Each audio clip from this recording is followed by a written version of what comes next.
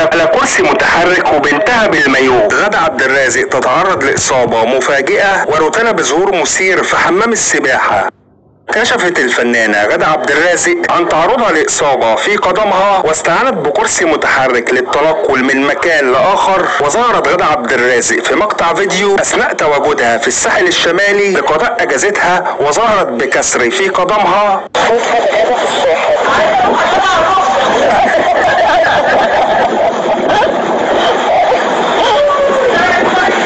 محتاجة تتدربي شوية، مش هديها لك على طول.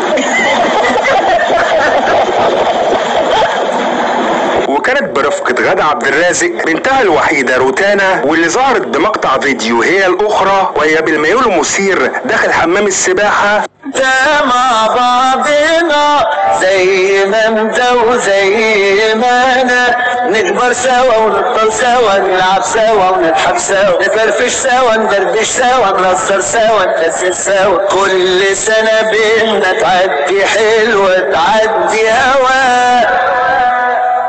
وعلى جانب آخر اتهمت إحدى الشركات المختصة في تنظيم الإقامات والخدمات الفاخرة بالعاصمة الفرنسية باريس غادة عبد الرازق وبنتها بالنصب والاحتيال عليهم في مبلغ 50,000 يورو بعد أن وفرت الشركة للفنانة وابنتها إقامة في فنادق فاخرة وسيارات خاصة وحجوزات في أماكن سهر ومطاعم راقية خلال فترة تواجدهم في باريس. ولكن الطرفين غادة وابنتها لم يقوما حتى الآن تسديد الفواتير رغم التواصل معهم اكتر من مرة بشكل ودي من خلال الشركة. لترد بعدها الفنانة غادة عبد الرازق وقالت بان الاتهامات دي لا اساس لها من الصحة، وانها ستقاضي كل من نشر او ساهم في تداول هذه الاتهامات بدون ان يكون معه مستند قانوني واصفها ما يحدث بالتشهير بسمعتها.